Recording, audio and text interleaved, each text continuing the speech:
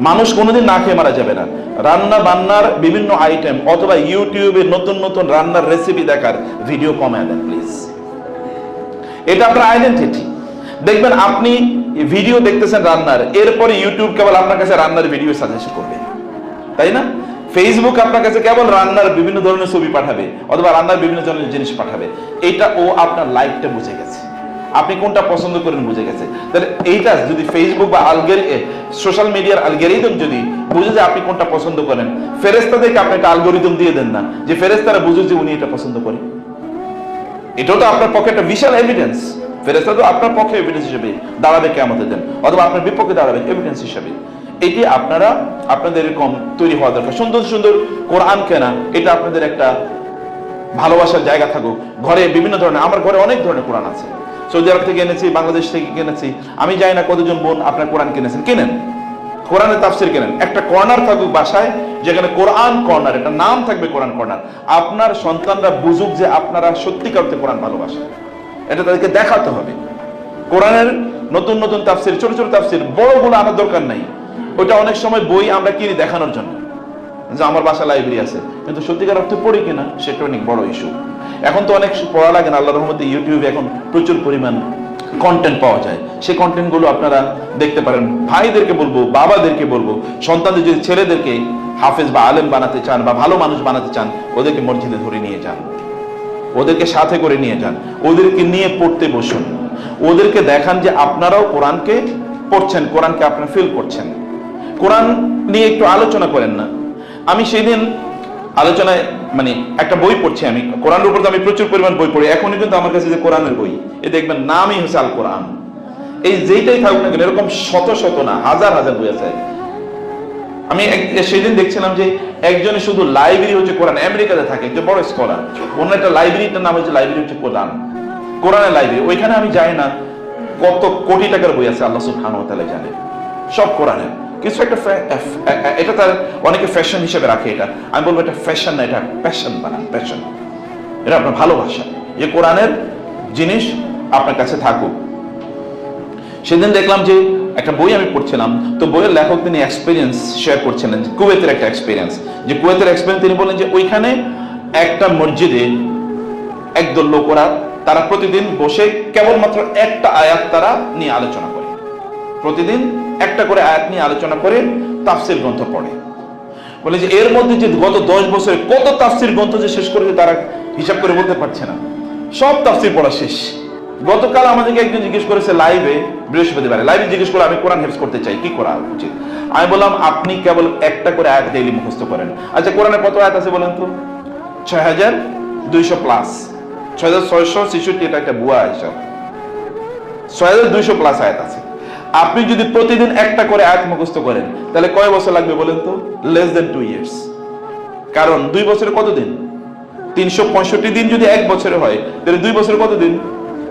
730 দিন। তো 730 দিন তো 700 আপনার তো নাই আয়াত যদি আপনি ধরেন। কারণ কোরআনে ছোট ছোট কত কোন আছে, যেমন নুন একটা আয়াত, নুন একটা আয়াত, ওয়াত্তুর একটা আয়াত, এরকম ছোট ছোট আয়াত মিলিয়ে আপনি যদি ধরেন, যদি আপনি পড়তে যান তাহলে দেখবেন 2 বছরের কম সময় আপনার পুরো কোরআন হিফজ হয়ে যাচ্ছে।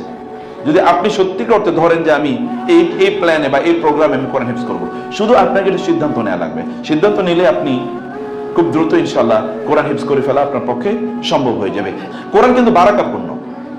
আপনি কোরআনের বারাকাটা, বরকতটা আপনাকে ফিল করতে হবে। আপনি যেখানে কোরআন আছে সেখানে বরকত আছে, কারণ কোরআন হচ্ছে বারাকা। আল্লাহ নিজে কোরআন নাজিল করার কারণে তিনি বলেছেন তাবারাকাল্লাযী নাযালাল ফুরকানা আলা আবদিহি লিয়াকুনা লিল আলামিনা নাযীরা। আল্লাহ বলেছেন আল্লাহ বরকতময় কারণ তিনি কোরআন নাজিল করেছেন। আবার তিনি বলেছেন কিতাবুন আনজালনাহু ইলাইকা মুবারাকুন, তিনি বরকতময় কিতাব নাজিল করেছেন। তিনি বলেছেন ইন্না আনজালনাহু ফি লাইলাতিন মুবারাকা, আমি বরকতপূর্ণ রাতে এই কোরআনকে নাজিল করেছি। কোরআনের বরকতের কারণে কি হয়েছে বলেন তো? একটা রাত, যেই রাতে কোরআন নাজিল হয়েছিল, শুরু হয়েছিল, ওই রাতটা কত বছরের চেয়ে উত্তম? 1000 মাসের চেয়েও, প্রায় 84 বছর, 83 বছর 4 মাস না 6 মাস যেন, এর চেয়ে উত্তম। একজন মানুষ তো 83-84 বছর বেঁচে থাকে না, অথবা 83-84 বছর ইবাদত করে না। মানে আমরা ইবাদত করি কি? আর ধরেন একটু বড় হওয়ার পরে আমরা ইবাদত করি, তাহলে ছোটবেলায় ইবাদত করি না সাধারণত সেভাবে। আবার কত অসুস্থ থাকে, হাবিজাবি কত কিছু মিলিয়ে আছে। তাইলে এই 83-84 বছর ইবাদতের চেয়ে একটা রাতের ইবাদত উত্তম। ওই রাতটার মর্যাদা কেবলমাত্র বরকতটা কোত্থেকে আসলো? কেবল কোরআন নাযিল হওয়ার কারণে।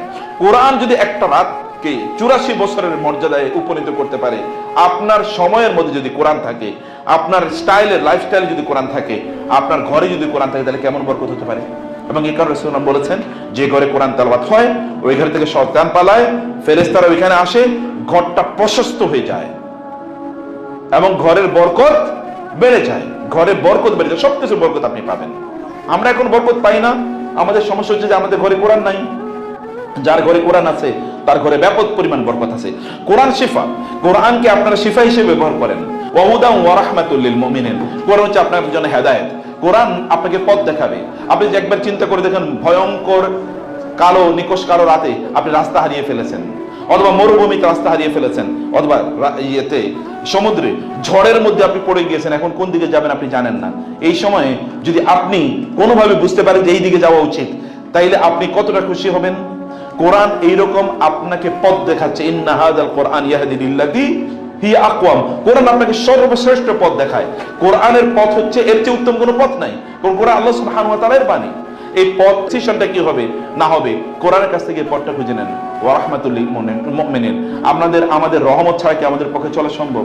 এক মুহূর্ত চলা সম্ভব না। কিন্তু কোরআন হচ্ছে আপনার জন্য রহমত। কোরআন পড়েন, কোরআনের কাছে আসেন, কোরআন পড়ান, কোরআন হিফজ করেন, কোরআন আন্ডারস্ট্যান্ড করেন, দেখবেন আপনি রহমত পাবেন। এত রহমত পাবেন, কোত্থেকে এত রহমত এসে এটা আপনি হয়তো উপলব্ধি করতে পারবেন না।